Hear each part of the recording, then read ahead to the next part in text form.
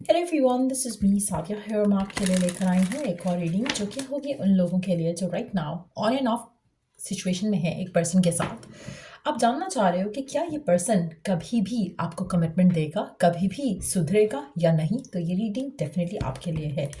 इस रीडिंग में हम पर्सन क्या चाहता है आपसे वो भी जानेंगे और आने वाले टाइम में फ्यूचर क्या हो सकेगा आप दोनों का एक दूसरे के साथ वो भी जानने की कोशिश करेंगे। सो स्टिक अराउंड। और रीडिंग शुरू करने से पहले रिमाइंड करवा दूं कि ये एक जनरल रीडिंग है। अगर आपको पर्सनलाइज रीडिंग लेनी है तो रीच आउट कर सकते हो। ईमेल आईडी डिस्क्रिप्शन बॉक्स में गिवन है। सो लेट्स सी कि जो भी स्पेसिफिक समवन है आपकी लाइफ में जिसके साथ ऑन एंड ऑफ चल रहा है, क्या ये पर्सन कभी भी आपको कमिटमेंट देने के लिए रेडी होगा, प्रिपेयर्ड होगा, हाँ या ना।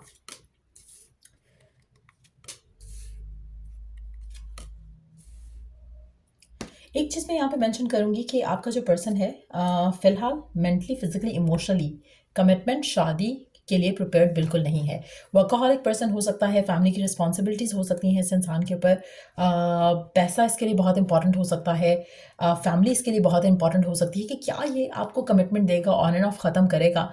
मुझे इस इंसान की लाइफ में love, marriage, relationships, romantic relationships, उन सब को इसकी it's more on the side for this person, चाहे ये लड़का है या लड़की जिसको आप डील कर रहे हो। इसके एंड से अगर हम देखें ना तो इसकी लाइफ में इसकी फैमिली, पैसा, प्रोफेशन, करियर, इस तरह की चीज़ें बहुत ज़्यादा मैटर करती हैं आपके साथ ऑन एंड ऑफ। शायद इसीलिए हो जाता है इस इंसान से क्योंकि जो ऑफ वाली सिचुएशन है तो वो तो बहुत ऑब्वियस है। जब इसका फोकस आप पे नहीं है, रिलेशनशिप पे नहीं है, लव पे नहीं है, एक desire to have a partner पे नहीं है, तो वो ऑब्वियसली इसका जो इनपुट है इस रिलेशनशिप में वो ऑटोमेटिकली बहुत लिमिटेड रह जाता है क्योंकि इसका इंटरेस्ट इन चीज़ों में नहीं है। फिजिकल रिलेशनशिप आपके साथ हो सकता है इस इंसान का, इमोशनल डिस्कनेक्ट रहेगा इस इंसान का towards you until unless he और she is ready to invest एक हैप्पी हेल्दी रिलेशनशिप में। सो ये जो भी स्पेसिफिक समवन है जिसके साथ आप ऑन एंड ऑफ में हो, उसमें मेजॉरिटी एट टाइम्स मुझे लगता है कि आप ही शायद इनिशिएट करते होगे कम्युनिकेशन को, कन्वर्सेशन को, या फिर अगर पर्सन के एंड से कभी भी कम्युनिकेशन को इनिशिएट किया जाता है तो उसमें कहीं ना कहीं उसका मोटिव बिहाइंड कुछ और होता होगा, which can be physical need, which can be शायद उसको कोई फ्रेंड की ज़रूरत फील हुई हो, या फिर कुछ उसने और थॉट के साथ आपको अप्रोच किया हो। लेकिन एक चीज़ मैं यहाँ पे मेंशन करूँगी कि पर्सन बहुत ज़्यादा इस रिश्ते को लेकर इन्वेस्टेड नहीं है।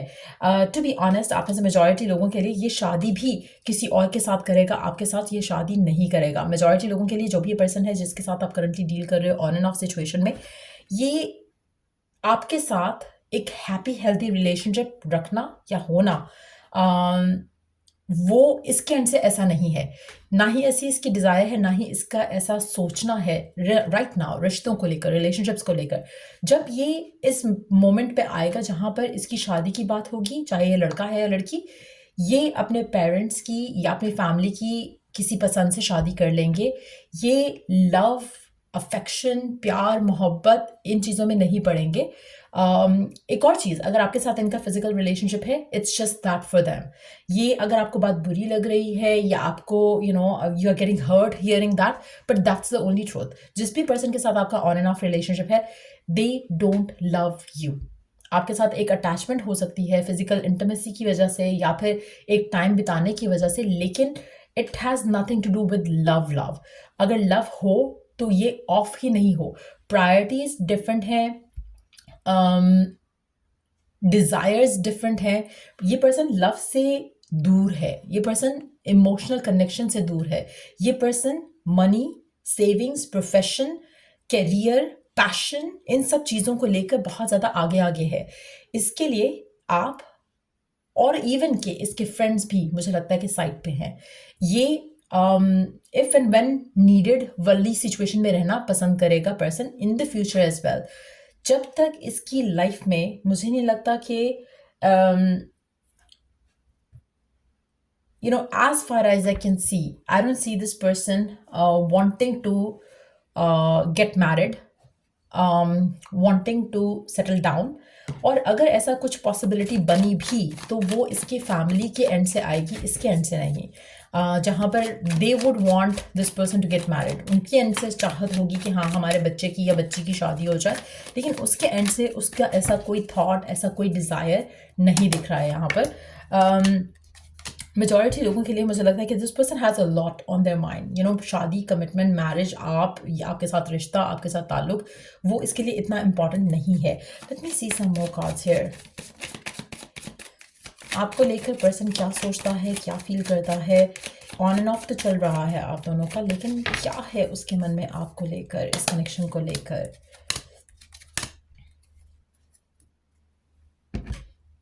अच्छा, एक और चीज़ मैं यहाँ पे मेंशन करूँ, आपके पर्सन की ज़िंदगी में आपके अलावा कोई नहीं है।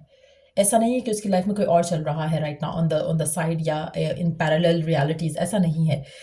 ये पर्सन आपके साथ है लेकिन आपके साथ नहीं है, एज एन के आप इसके ऊपर यू नो इमोशनली रिलाई नहीं कर सकते हो, आप इसके प्रोमिस के ऊपर इमोशनली रिलाई नहीं कर सकते हो, लेकिन एट द सेम टाइम ये नॉन कमिटल है, नॉन कमिटल ही रहेगा। सो इसमें मुझे कोई चेंज आता नहीं दिख रहा। No matter whatever happens, ये पर्सन बदलेगा नहीं, not as far as I can see. और जहाँ तक इसकी शादी की बात आती है, वहाँ पे भी मुझे लगता है कि this person is going to choose something और समवन एल्स। ये पर्सन और आपका कनेक्शन लास्ट नहीं करेगा। जहाँ पर शादी का मौका या टाइम आएगा, ये पर्सन किसी और से शादी करके साइड पे हो जाएगा। सो ये डिसीजन जो है ये यू नो इसका खुद का होगा। जो भी ये डिसीजन लेगा वो इसकी खुद का डिसीजन होगा, जो फाइनल डिसीजन होगा। ऐसा नहीं कि फोर्सफुली किसी ने इसकी शादी कर देनी है या फोर्सफुली किसी ने इसके साथ यू नो किसी का रिश्ता तय कर देना है। व्हाट आई सी इज कि बिकॉज आपका रिश्ता इस इंसान के साथ लास्ट नहीं करेगा, क्योंकि इस इंसान की हरकतें, सिचुएशन ऐसी रहेगी जहाँ पर आप मूव ऑन करना चूज़ कर जाओगे। ये इंसान आपको कमिटमेंट नहीं देगा, उससे पहले ही आप मूव ऑन कर जाओगे। और जब कमिटमेंट वाला टाइम आएगा इस इंसान की ज़िंदगी में, तो ये अपनी फैमिली की चॉइस से यू नो कोई डिसीजन बनाएगा, and that's how they are gonna get settle down. तो आपका रिश्ता इस इंसान के साथ ऑन एंड ऑफ है, वही रहेगा। जहाँ तक शादी की बात आती है, आपकी शादी इस इंसान से मैं होते नहीं देख रही हूँ। और बहुत क्लियर एनर्जी है यहाँ पर। ये पर्सन जब शादी की बात आएगी तो आपसे माफ़ी ही मांगेगा कि सॉरी भाई, मैं तो नहीं कर सकता या मैं नहीं कर सकती, मेरे ऊपर फैमिली का प्रेशर है, मेरे ऊपर रिस्पॉन्सिबिलिटीज़ हैं। लेकिन इन एक्चुअलिटी इस पर्सन की अथॉरिटी इतनी है कि ये डिसीजन जो भी चाहेगी वो ले सकता है, ले सकती है। बट ये अपना डिसीजन जो है वो उस तरह से लेने के मूड में है ही नहीं।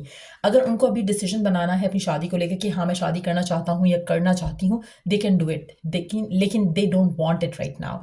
सो ये बहुत ही क्लियर एनर्जी है। और मुझे नहीं लगता कि आने वाले टाइम में भी इस इंसान के मन में ख्वाहिश होगी to get married, to get into a responsible relationship, वो इसके माइंड में है ही नहीं। तो मुझे लगता है कि मेजॉरिटी लोगों के लिए ये ऑन एंड ऑफ रिश्ता आपका ऐसा ही चलेगा। आपका पर्सन रेडी नहीं है कमिटमेंट के लिए। आपको और इस इंसान को मुझे लगता है कि सेपरेशन अल्टीमेटली मिलेगी इस कनेक्शन को लेकर। और पर्सन जो है कमिटमेंट से हमेशा भागता रहेगा। ये अब भी भाग रहा है, बाद में भी भागेगा। जब भी वो मौका आएगा जहाँ पर इसकी शादी होगी, ये फैमिली की चॉइस से के पर्सन से कर लेगा शादी। They would not be like, because इनके मन में राइट नाउ भी कुछ खास एक्सपेक्टेशन नहीं है, ना ही डिज़ायर है। बाद में भी ऐसा ही होगा, इनफैक्ट शादी के बाद भी ये पर्सन ऐसा ही रहेगा। सो अगर आप इस इंसान का वेट करना चाहते हो तो इट्स मोर लाइक कि आप अपनी लाइफ वेस्ट करोगे and this is going to continue. Ultimately you gonna walk away, that's what I see. So या ये थी रीडिंग आप लोगों की। अगर आपको इस रीडिंग से हेल्प मिला है, गाइडेंस मिला है, तो लाइक शेयर सब्सक्राइब ज़रूर किया करो। Till I do the next reading आप लोगों के लिए टेक केयर। और अगर कोई टॉपिक है सजेशन के लिए तो कमेंट सेक्शन में दे सकते हो। Till I do the next read, take care, bye.